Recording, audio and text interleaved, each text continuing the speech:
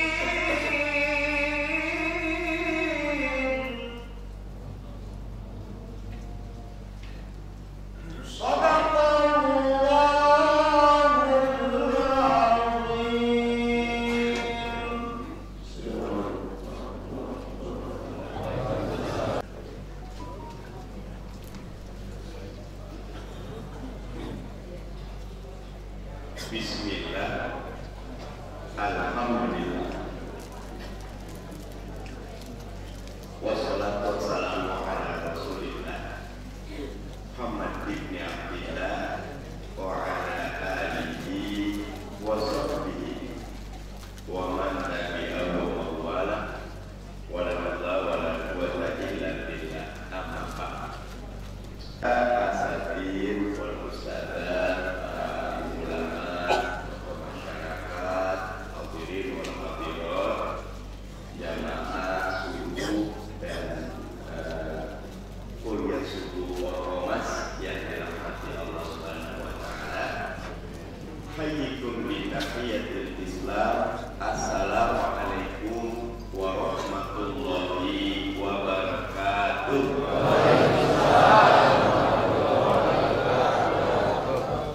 Apa kabar Bapak Ibu semuanya? Bahagia sekali pagi ini bersama dengan saya sebagai jamaah Ormas Ahmad tafakur agar bisa takarrub. Tafakur itu berpikir, dan takarrub itu mendekat kepada Allah Subhanahu wa ta'ala. Doa kita, sebagian saudara kita yang sakit Allah sembuhkan, yang punya masalah diangkat masalahnya, dan hajat kita dunia akhirat dikabul oleh Allah Subhanahu wa taala.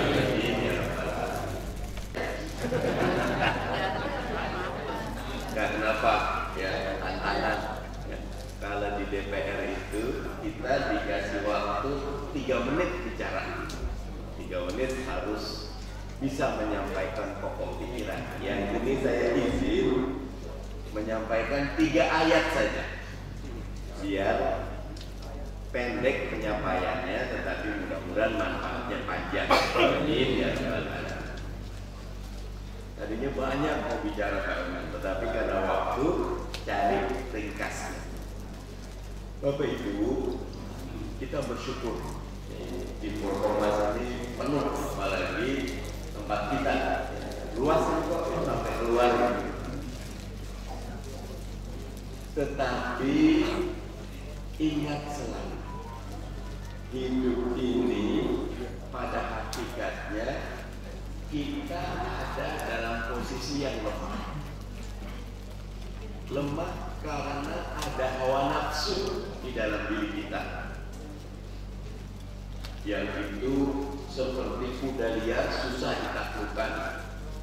Bapak Ibu dengar cerita nggak tuh kisah guru yang akhirnya malah guru ngaji melakukan perbuatan yang buruk kepada muridnya? Kemarin ada pemilik pesantren Quran menghamili sampai dihukum mati, lagi banding terus. Lagi banyak cerita, ini titip wabil khusus buat ibu-ibu, walaupun titip. Pendidikan anak itu tanggung jawab utamanya ada di kita. Bapak-bapak. Ingat itu, karena di Quran kalau cerita pendidikan anak selalu kisahnya bapak sama anak. Luqmanul Hakim dengan anaknya, Nabi Ibrahim dengan anaknya, Nabi Ayub dengan anak, bukan cerita ibu sama anak. Karena itu para ulama, bapak-bapak dia, tanggung jawab pendidikan anak dan keluarga ada di pundak bapak dan bapak. Dakwah kayak gini Pak, izin Ormas, itu fardu kifayah. Bukan berarti nggak penting, tetapi kalau udah ada yang melakukan kita tidak kena dosanya.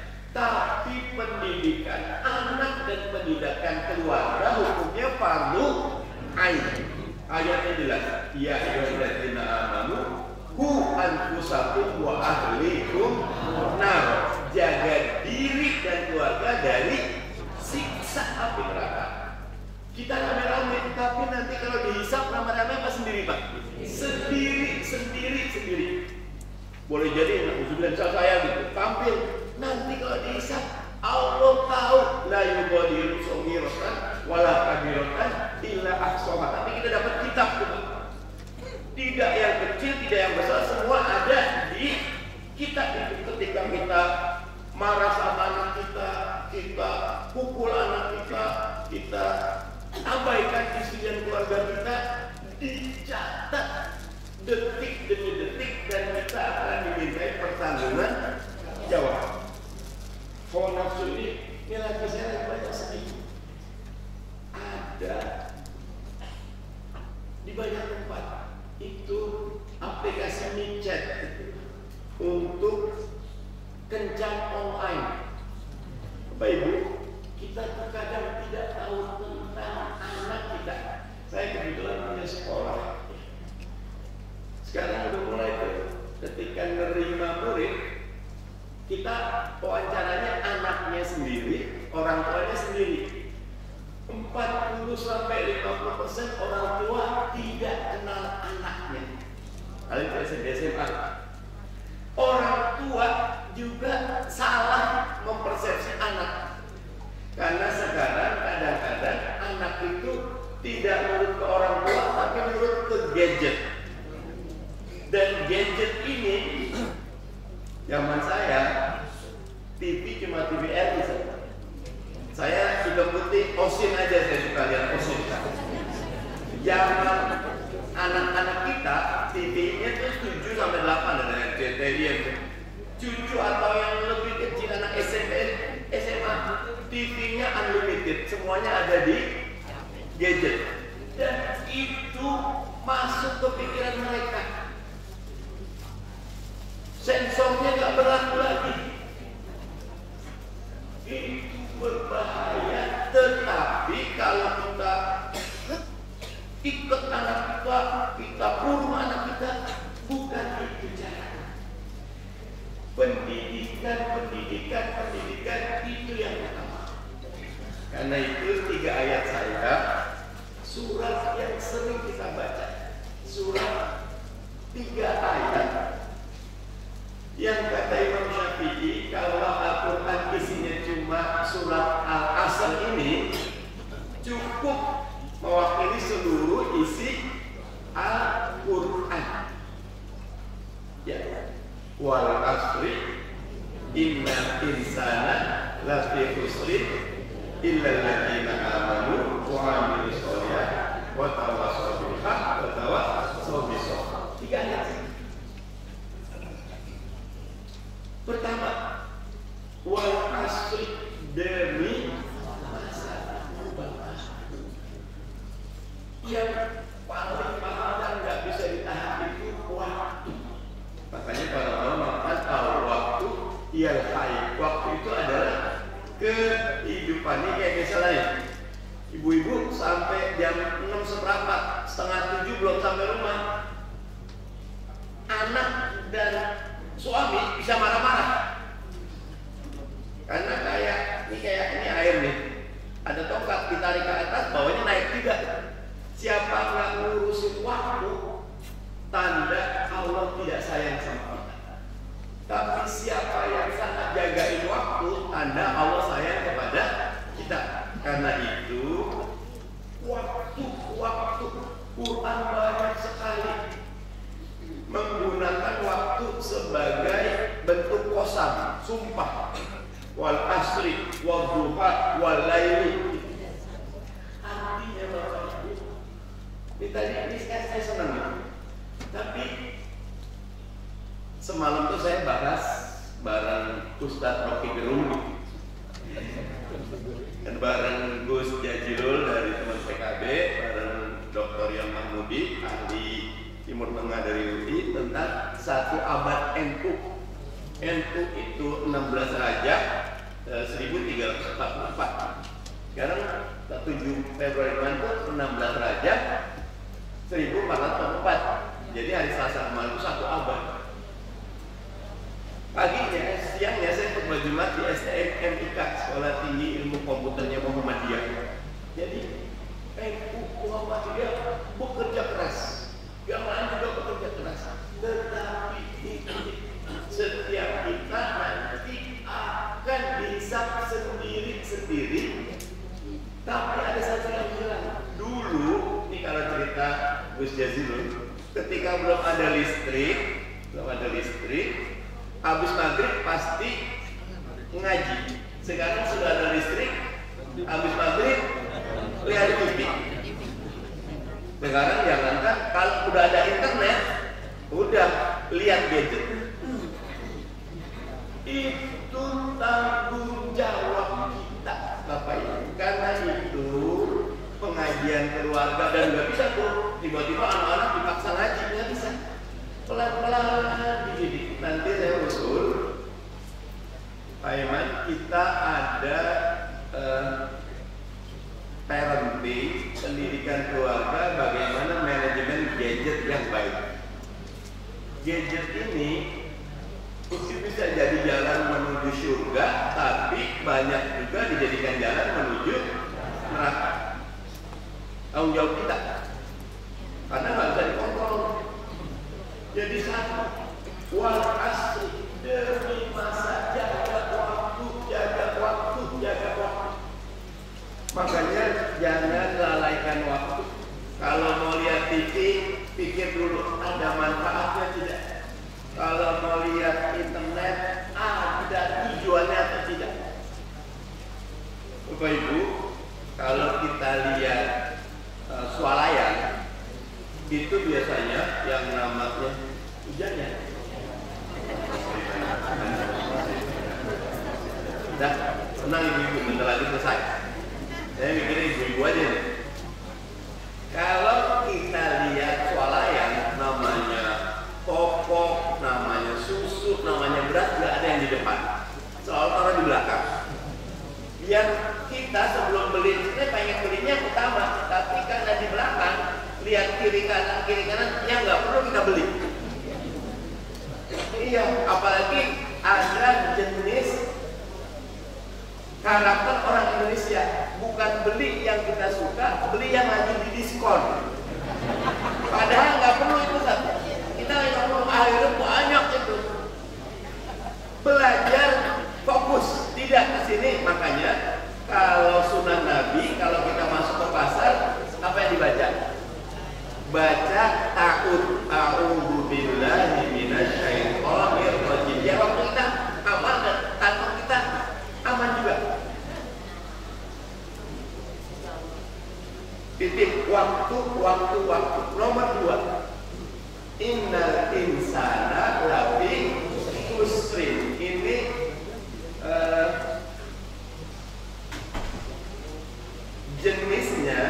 jenis kalimat tunggal. Innal insana, bukannya jamak, mufrad ya teman. Sesungguhnya manusia, orang per orang itu ada dalam keadaan khusrin. Katanya khusrin pakai tanwin satu. Setiap kita, bahkan kalau saya baca, setiap kita itu peluang tenggelamnya, peluang ruginya, peluang naudzubillah ke nerakanya jauh lebih besar ketimbang sebaliknya. Karena tadi udah ada hawa nafsu, Pak. Yang kedua ada syaitan. Pak, setan itu bujuk kitanya tuh nggak langsung suruh berzinah, enggak. Yang tadinya nggak nundukin mata, lihat nunduk, lihat lagi gitu. Jadi pelan-pelan, setan itu makhluk paling sabar, paling tekun godain kita. Kita kalau disuruh langsung berubah enggak, tapi dia itu pelan. Hari ini apa dulu ada cerita kodok itu kalau dimasukkan ke dalam wadah yang ini ada apa namanya kalau tempat masak air, panci, ada airnya panas, kodoknya dimasukin itu yang terlatih apa? Langsung lompat ya, karena kepanasan. Tapi ada air dingin, kodok taruh di situ, kemudian dipanaskan. Pelan-pelan, enak kan, anget. Yang jadi sampai mendidih dia tetap di situ.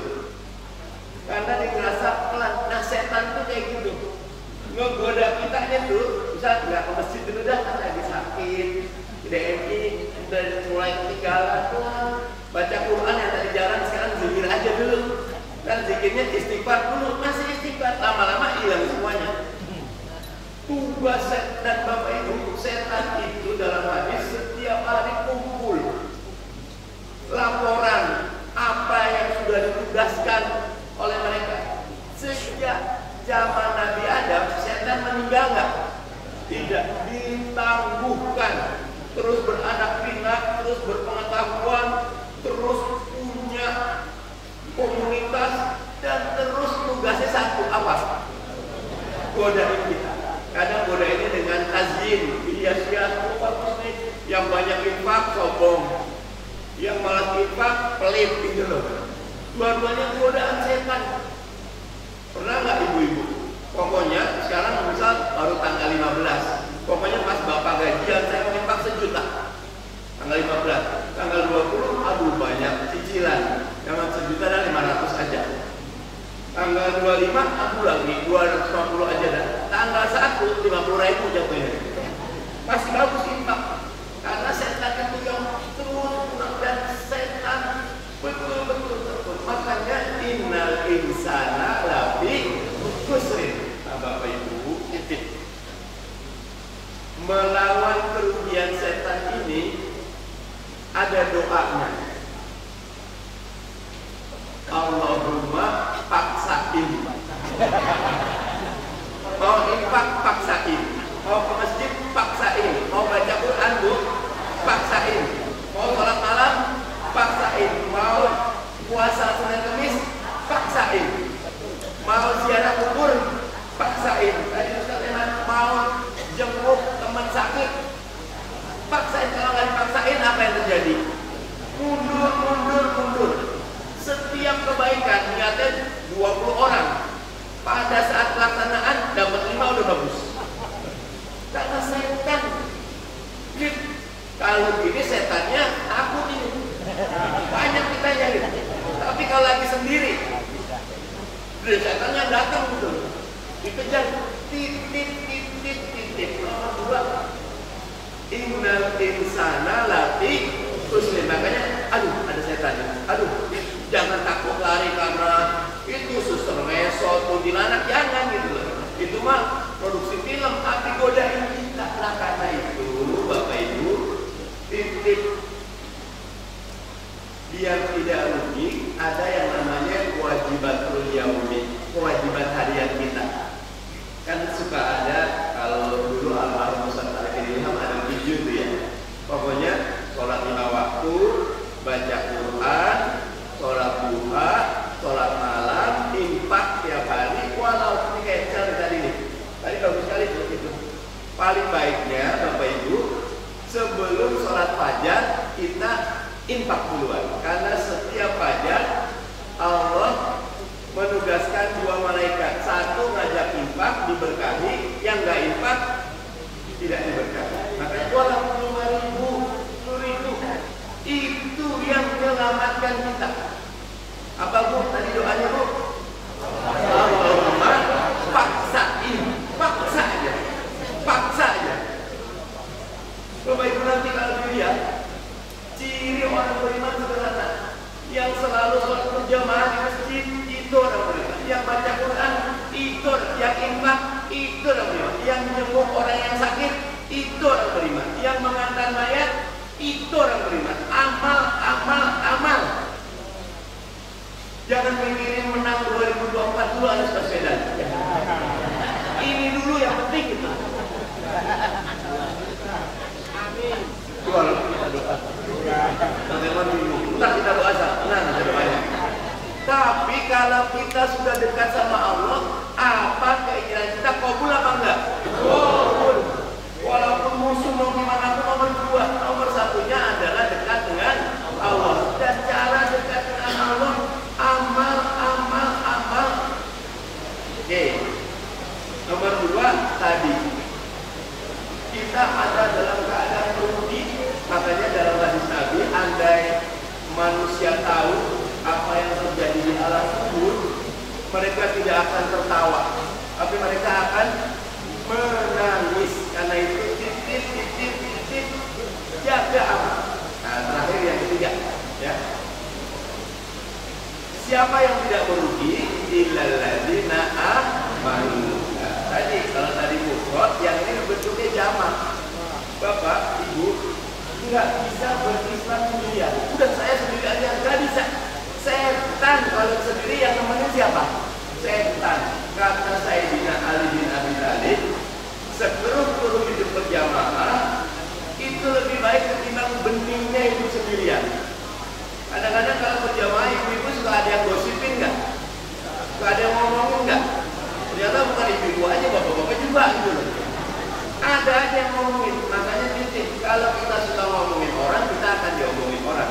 Makanya kalau udah ada yang ngomongin kita, aduh, saya nanti ditanya kupingnya nih gitu.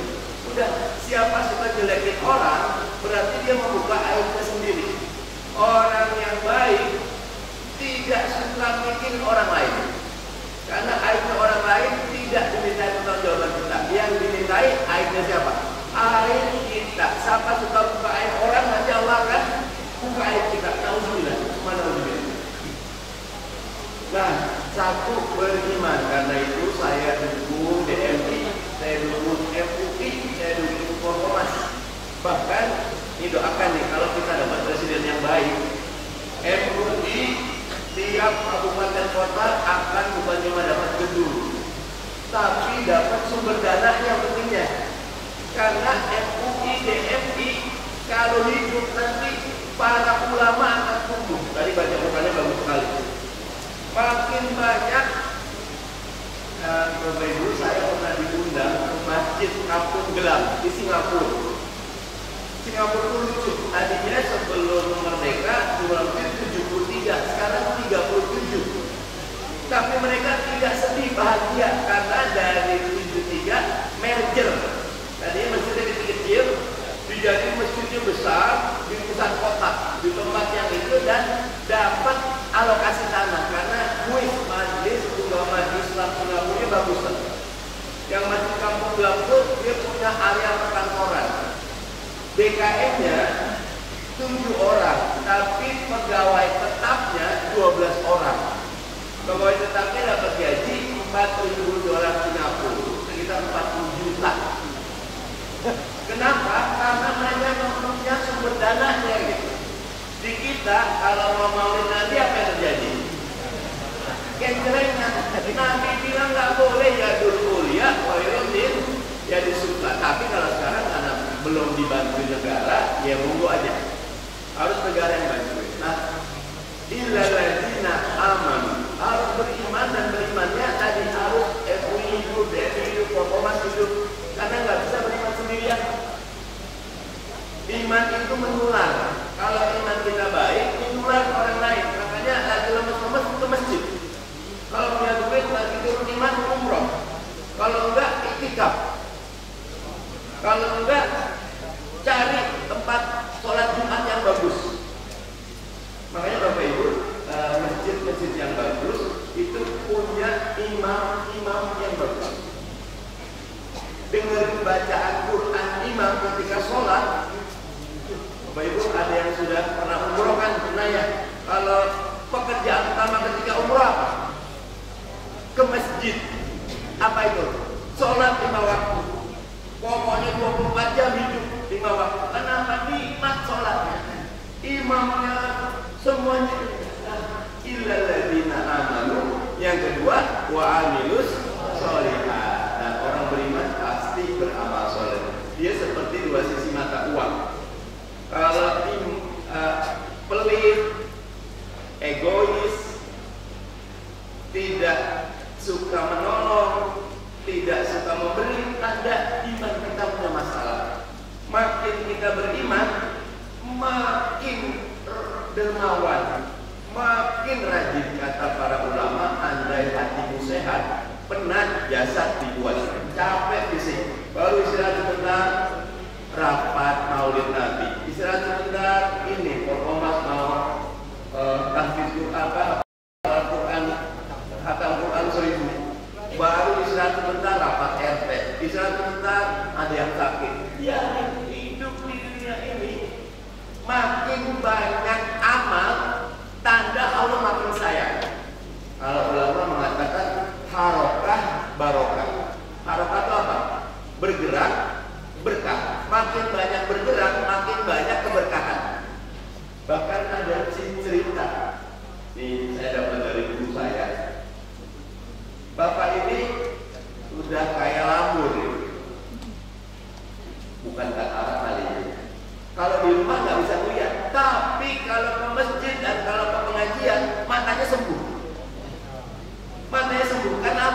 semangat tadi gitu, mau ngaji, mau itu. Makanya makin banyak pergerakan, makin banyak amal soleh bareng-bareng, makin banyak. Nah tinggal ketika kita beramal soleh itu yang nggak suka banyak, makanya setiap amal soleh diikat dua. Illal ladzina amanu wa tawassaw bil haq, harus sering kali menasihati dalam kebenaran. Ngaji, wajib. Tanpa ngaji, al-imanu yazidu, imannya turun terus, naikin dikit, turunnya banyak.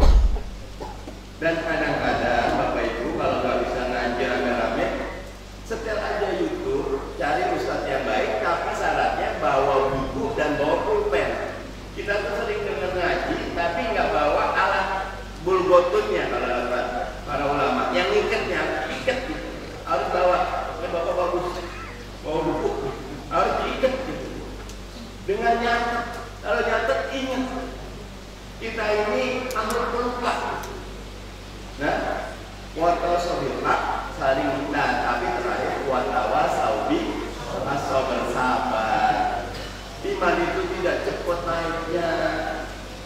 Asobru kita sobur, sabar dengan nyabar-nyabarin diri. Al-hayyam kita harus lembut dengan lembut diri. Infak kita ini pelit, ada dasar tapi maksain lama-lama berkurang itu kulitnya. Lama-lama nikmat dirasa. Ada yang baru merasakan nikmat sholat umur 40 tahun, nggak kenapa. Ada yang baru bisa ngerasain ketagihan infak umur 50 tahun, nggak kenapa. Yang penting sebelum kita meninggal sudah hidup, sudah ingin beribadah. Orkomas akan maju kalau setiap kitanya mendekat selalu kepada Allah SWT. 3 hal tadi apa aja Bu? Yang pertama, wal asri, demi masa, jaga waktu. Yang kedua, innal insana lafi, kita rugi. Makanya hati-hati. Ketika Umar bin Khattab ditanya, kamu at-taqwa apa di takwa? Umar menjelaskannya gampang. Kamu jalan satu ruas, satu jalanan, ini delima berapa ini, tapi banyak ranjaunya. Hati-hati nggak jalannya, nggak sembarangan. Pas mau melangkah lihat dulu ada apa depannya. Itu ciri orang yang tidak rugi. Nah, diikat dengan iman bersama-sama, amal soleh bersama-sama, tapi ada lingkungan yang saling menasehati. Dan kadang-kadang mohon maaf, kita suka pakai topeng, nggak mau dinasihati, nggak mau ketahuan kita salah, ada enggak makin. Kata baginda Nabi, al-mu'minu mir'atu akhi, mukmin itu cermin bagi saudaranya. Jadi kalau ada yang nasihat, alhamdulillah, terima kasih. Justru tanda Bapak Ibu kalau ada yang baca Quran, salah makhorijul huruf atau tajwidnya langsung kita benerin nggak? Langsung. Seperti itu kalau kita, ini Bapak makan tangan kiri, punten Pak, jangan langsung ya pas pulang jalan Pak. Dan tadi saya lihat makannya tangan kiri, duduk misal nggak sampai kena mata kaki atau nggak sampai ke sini, ingatkan dengan lembut dan jangan langsung di depan umum. Menasihati di depan umum seperti membuka aib. Bapak Ibu, ayo, hidup ini berat, tapi menjadi mudah dengan dekat sama Allah. Iman kita lemah, tapi menjadi kuat dengan berjamaah. Dan terakhir, teruslah memaksa diri. Apa doanya Bapak Ibu tadi? Allahumma paksain. Yang lain nggak ingat, yang itu ingat sudah bagus. Pokoknya paksain terus. Ya. Kalau orang Sunda, Allahumma paksakan. Kalau orang Jawa nanti apa gitu. Itu saja yang bisa disampaikan. Mohon maaf kurang lebihnya. Ada Allah wa'alaikum ajma'in. Wassalamualaikum warahmatullahi wabarakatuh.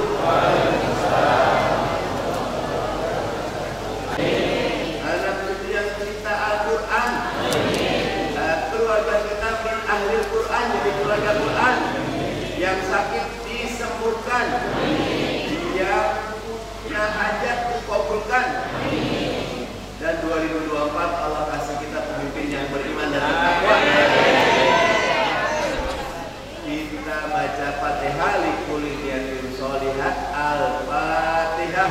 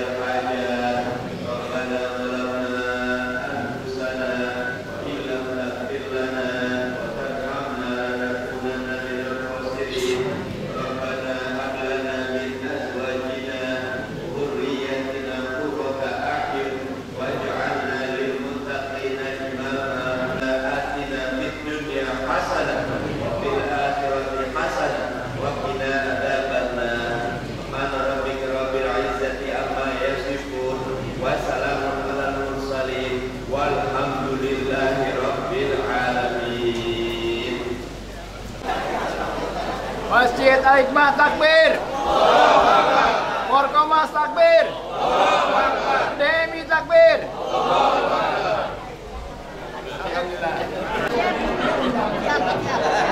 Ibu-ibu Mujahidah takbir. Sekali lagi. Terima kasih. Assalamualaikum Ustaz. Salam warahmatullahi wabarakatuh.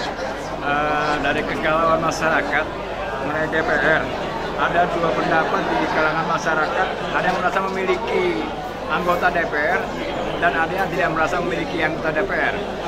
Kegalauan masyarakat, adakah Pak Ustadz yang bisa ungkapkan sebagai juga Pak Ustadz seperti kayak tentara perhati santri, juga DPR orang anggota DPR tapi perhati santri seperti Pak Ustadz.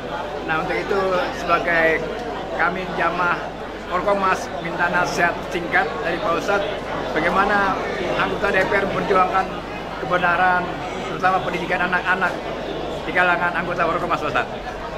Ya, bismillahirrahmanirrahim. Pak Iman dan teman-teman Forkomas semua, jazakumullah khairan katsira, karena selalu menjaga umat, menjaga iman itu pekerjaan paling utama ya. Ekonomi maju, pendidikan maju, tapi kalau iman nggak dijaga jadi malapetaka. Dan karena itu Forkomas apresiasi selalu jaga iman, jaga ilmu, jaga amal dari masyarakat. Yang kedua, DPR harus turun. Ya, saya bahagia selalu membersamai dan dapat kesempatan bersama Forkomas, dan setelah ini insya Allah kita akan coba wujudkan program yang lebih nyata ya. Kedepannya kita berharap Forkomas punya rumah sakit, punya BPRS, kalau perlu punya hotel, punya Baitul Buyub, Baitul Yatama, biar Forkomas jadi ladang amal soleh kita. Kalaupun kita sudah meninggal, institusi ini akan mengalirkan pahala. Sehingga ayo gabung Forkomas, hidupkan Forkomas, dan jaga iman, ilmu, dan amal kita semua. Makasih. Oke, terima kasih Pak Ustadz. Assalamualaikum warahmatullahi wabarakatuh.